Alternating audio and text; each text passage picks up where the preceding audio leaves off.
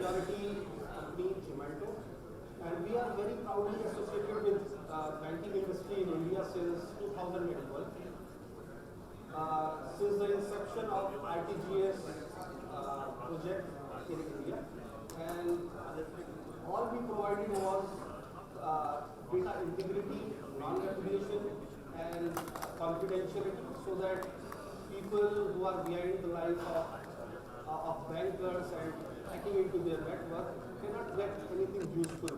So I have few slides where I would like to emphasize on how banking is moving towards financial inclusion, what are the security challenges, and what are the effective ways of addressing those challenges.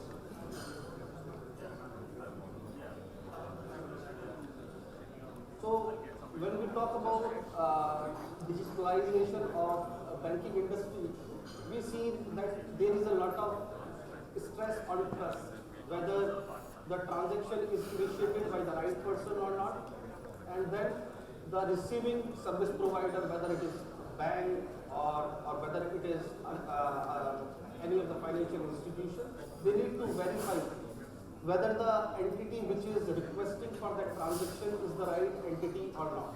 So there is a lot of you can say importance of trust in doing any kind of financial transaction. So there are people who want to access any service with any device these days. Mobile is becoming very popular, and I believe once the UPI is launched full-fledged, then I think we will be hardly visiting branches, because most of the transactions or the interbanking transactions will be possible through our mobile interface. So we secure and manage the entire trust chain.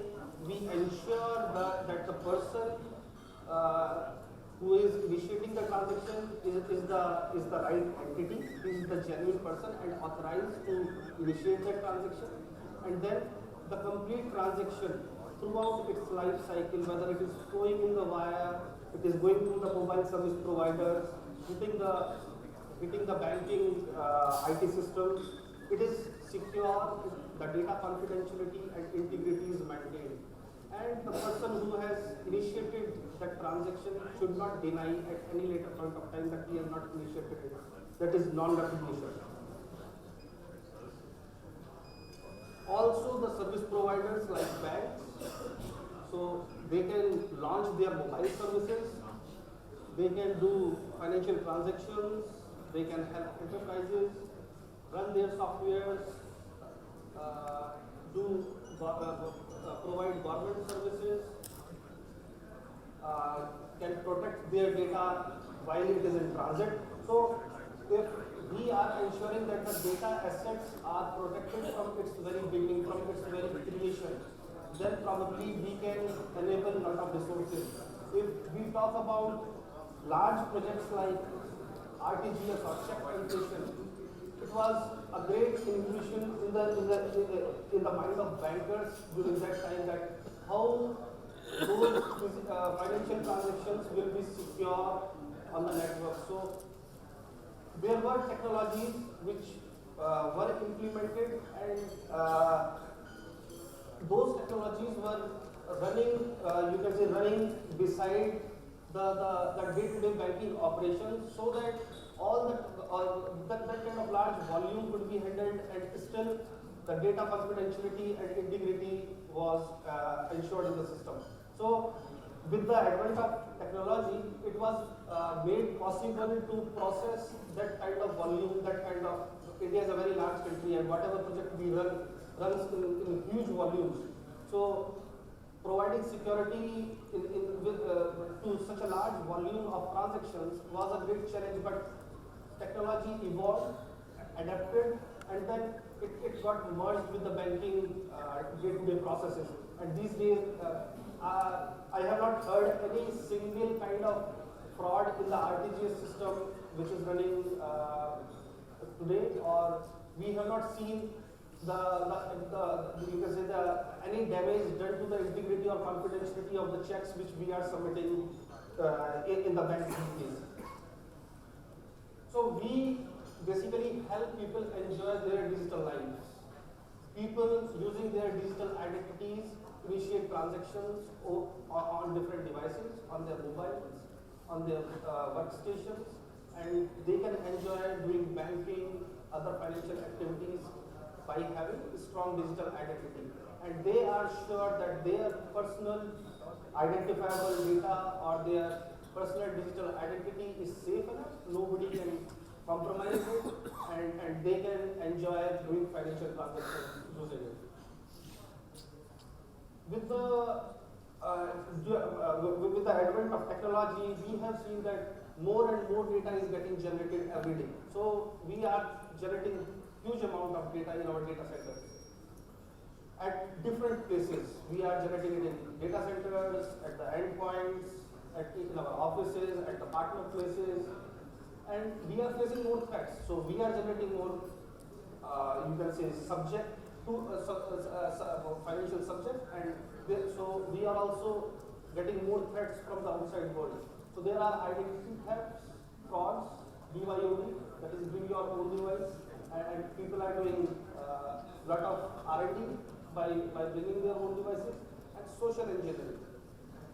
So we can read lot of news daily in the newspapers that so much of the personal identifiable information has been snatched or has been misused or has been or some has happened where those identities has been compromised. So we need to basically see that the credentials, when we generate credentials for the individuals, for different entities, those are secure enough. When we initiate transactions using those credentials, those are secure. The processing, when the settlement is done at the data center, it is done in a very secure fashion, and then a person, only an authorized person should be allowed to initiate any kind of transaction. If we see data breaches, it is a very large figure now, and we see that 128 breaches per month usually happen in an average, that is 32 breaches per week and 5 breaches per day. So we have to see that breaches has happened in the past, breaches will also happen in the future. Now, how can we ensure that even if breach happens, the data cannot be misused? The data, which is the most important, which is the second most important asset of any organization, it cannot be misused even if somebody is breaching the parameters. So we have stressed a lot in last 20 years in concretizing our parameters, and so there are a lot of measures, IDS, IPS, firewalls, lot of parametric security is there. But still we have seen that people from the outside world usually intrude into the system, and they reach to the core of the you can say databases where the important information is stored. So how can we ensure that even if they are reaching over there, still they cannot misuse it? It is of no meaning to the unauthorized person. So this is basically driving a fundamental change to the security paradigm as we know it today. Now, what is the way going ahead? So we have to accept the breach. We have to accept that people will keep including our parameters, and there is no way where we can bring the breaches to the level 0. So we have to see that the parametric security alone is no longer enough. We have to protect what matters and where it matters. We have to protect, we have to do a lot of categorization, we have to see what is exactly sensitive, and we have to protect it from its very beginning. Data has become new parameters, so people can reach data quite quickly. Nowadays, we are also hosting our critical resources over the cloud, so we even don't know where exactly it is stored, in what geography it is stored, or how my service provider is managing it, how the employees are taking the backup and they are storing it. So when I am away from my traditional approach of having the localized data centers, how can I ensure that my data is protected? My reputation is always at stake if my data is component. And then we have to secure the bridge. So bridge will happen for sure. We cannot put it at the level 0, but we can secure the bridge. We can still make our critical information unusable for the unwanted. So we must protect what matters, where it matters, at the edge and at the core. So if we see from the data centric point of view, we should know that what is my critical information and where exactly it is lying, whether it is lying in my data center or it is lying on cloud. How should I treat it before I store it, before I make it available for even for the authorized users? The easiest way for putting data confidentiality is we usually encrypt it, we turn it in the unreadable form for the unauthorized. When we provide data confidentiality and we try to encrypt it, we generate some keys. So it is like we have a locker. With the locker, we have some keys using which we can open the locker and can access that data in clear. So we use these keys to provide data confidentiality while it is stored. And then we need to ensure who is accessing that data, whether that he is the right user or not. And so there are 3 components for the data confidentiality which I was talking about. That the easiest way of providing data confidentiality is to encrypt the data, then provide proper key management. So the keys in which are used for providing data confidentiality, how should I manage it or manage those keys? It is just like managing my locker keys where my valuables are kept. So I keep those keys very safe, close to my heart, so that because I know that if my keys are compromised, my valuables can be compromised. And then control access, giving access only to the right people. So it is, once you have confidentiality, it matters how you generate, manage, store your encryption keys. It becomes critical. With the financial inclusion, mobile has become a very important device. It is used by identity for many of the financial institutions. It is used as a transactional device. It is used as an authorization device where you are receiving some OTPs, credentials for doing any kind of banking transaction. But with the mobile apps, with the smartphones, there are a lot of vulnerabilities which can be exploited again. So if we talk about smartphones and the smart applications, we can see that there are several risks. The application itself can contain the risk. It can be malicious.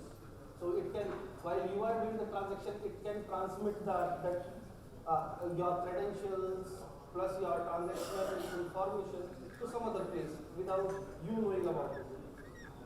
Then privacy violation relative to application collection and distribution of data. How, like, I know that whatever I am doing on WhatsApp, my data is getting analyzed somewhere. And there are analytical servers who are doing a lot of analysis on this big data, providing that information to the commercial companies, and those commercial companies are paying to them. So we don't know what kind of data analytics is going on my personal information, on my credentials. Then payment infrastructure ecosystem itself is you can say, a hurry spot for people who just want to break the systems and want to take away the money. There are vulnerabilities in the SMS-based authorization, SMS-based banking. Then there are hardware and operating system vulnerabilities.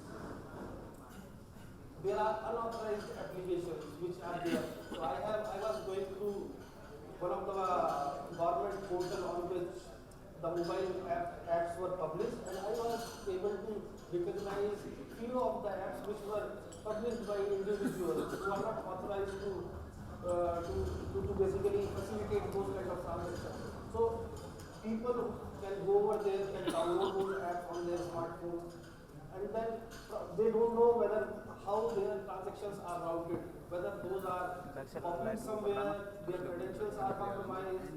So there are a lot of malicious information which can be hidden inside a smart app. These are the common ways these smart apps are compromised. There are third-party app attacks where some third party try to do reverse engineering on the app, try to find out lot of financial information, lot of critical information out of it. There is sometimes session, so we see that we have closed the app, but still the session is active. So if I am using a financial app and probably I have initiated an important transactions, I have provided my credentials, and then I have closed the app, I'm not sure whether the session is closed or not. So if session is open, someone who can access my mobile or someone who can intrude into the system, he can easily initiate another transaction. Then there are insecure apps, which I was talking about, and then there are ways of injecting malicious code inside the complete transactional, you can say the workflow. So I can easily, so there are a lot of tools available which can do a lot of mischief with these smart apps. Now, what can be done to you can say eradicate the threats which are there for the smart apps? Provisioning, we need to see that the data credentials are generated very safe and those are stored very safely where they are matched and the user is authorized to do any kind of transaction.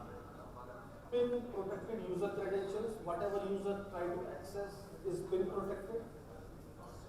Secure storage, so all the smartphones which are running the smart app they are coming with the with the secure storage.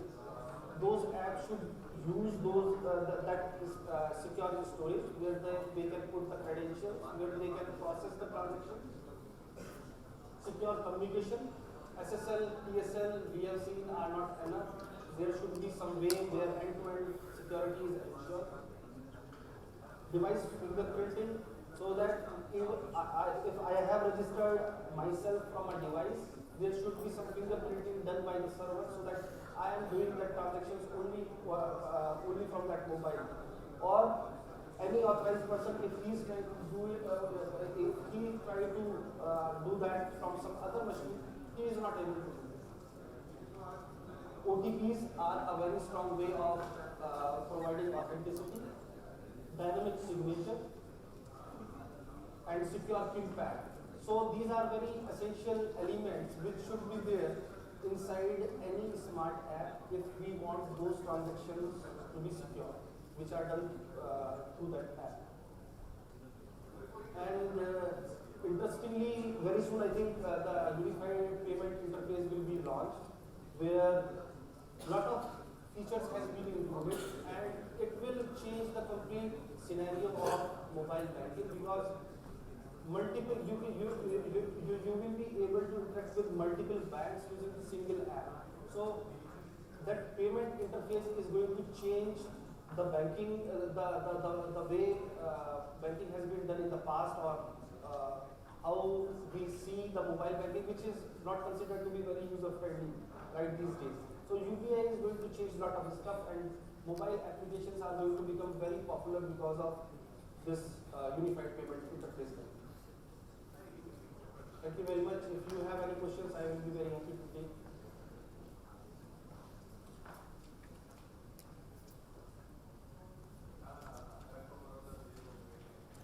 So here we have a stall just at the back of this seminar, and please do visit. If you have any questions, we will be very happy to answer. Thanks, Mr. Ruchin Kumar.